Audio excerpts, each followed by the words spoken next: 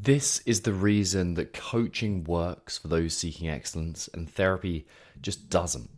I received this text last night and it exposes something that therapy gets wrong. First of all, my client said she'd taken so much from our session together, which is always nice to hear. It's not unusual for me to hear. But this next thing, it got me, it changed me. Because this woman, let me set the scene, this woman isn't lazy. She's been chasing growth for years. And she told me how everything that she'd tried before, particularly therapy, had never given her the same insight and immediate growth that had been recognized in others, that she'd had from working with me. And to be honest with you, she's only had 3 coaching sessions so far. She had the initial call to see whether she wanted to sign up, and then she had 3 sessions. And she'd been to many different types of therapists, all looking up to level up her internal game. But she never created those long-lasting, immediate shifts that she was seeking, that were recognized in others and so readily observable. And this isn't about me being some genius coach, as much as I'd like to be. And I know I'm a very good coach. I know that it's my natural inclination to help people in this way.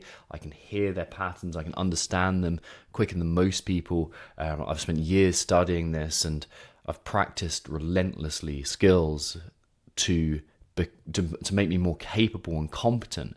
But this isn't about that solely. Because it's not just her getting those rapid growth experiences, it's others too. And it comes down to 2 things. If you want real personal growth, it comes down to 2 things. First, this client came to me because a key concept that I talk about really resonated with her. And that's about mental fitness as opposed to a therapeutic approach. So here's the idea that unleashes this rapid growth. Your mindset, your mental state, your conditioning is trainable, which means that you can train the mentality you want by putting in sets and reps, by creating stress, by creating stimulus that creates adaptation. Just like your physical body adapts to the physical stress you give it when you physically train, the quality of your mind will adapt when you stress it with the right intentional, specific mental performance training. And if you remember anything from this, remember just this one controversial statement. Psychology is often just misunderstood biology. People want their minds to be spiritual and mysterious, and other people want it to be set in stone to prove that they can't change. But it's way closer to mechanical than either of those things. As much as we'd like our mental state to be mystical, the best science points to it being a product of our nervous system. And the physical structure of your brain and your wider nervous system too can be altered and adapted and changed by creating a good amount of intentional stress. So this client immediately resonated with this. It's not about understanding yourself better. It's about putting in the sets and reps to create the change that you want. It's about developing mental fitness, including the resilience and the compassion and any other kind of asset you need. You can train that. And this is why insight doesn't change behavior. Traditional therapeutic processes try to guide you to some sort of illuminating understanding. It's very Jungian, it's very Freudian, and that insight will create change. And there's some utility to that. And lots of people have had that throughout history. I know that I've experienced it very occasionally myself, where I've just realized this thing that shifted who I am.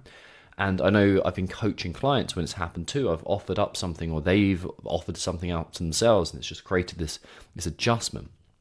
But it's not reliable, and no one has figured out how to consistently, reliably create this kind of change in human beings.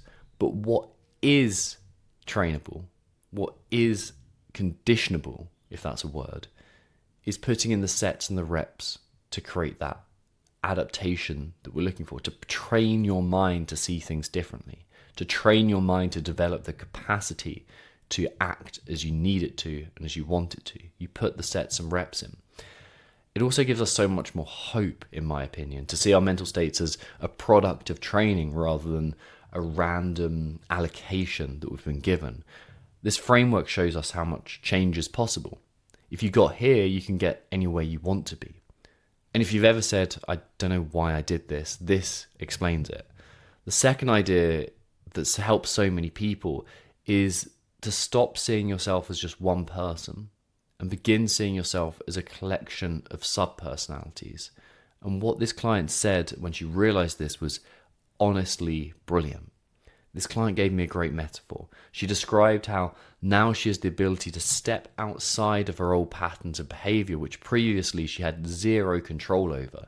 She said it was like an event horizon. You can literally feel yourself being pulled back into these old behaviors. If you don't know what an event horizon is, it's the point in space surrounding a black hole that once you cross that threshold, you can't escape the pull of the black hole because the gravitational pull is so immense that nothing can escape it, not even light.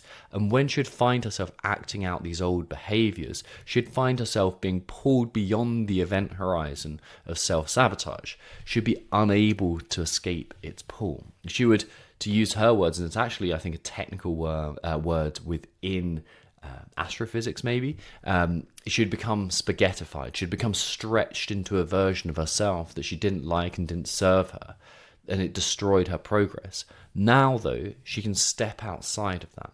It's because she's learned this skill of seeing herself from a different perspective, where these sub-personalities are taking over and acting out, but she ultimately has control over them. So there are two lessons for you to take here.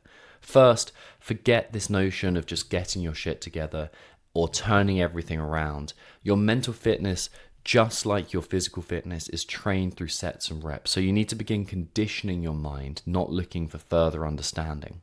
Secondly, we gain the ability to master our mentality when we view it as something other than who we fundamentally are, something we can observe and something we can influence, not something we're falling into and we are fundamentally.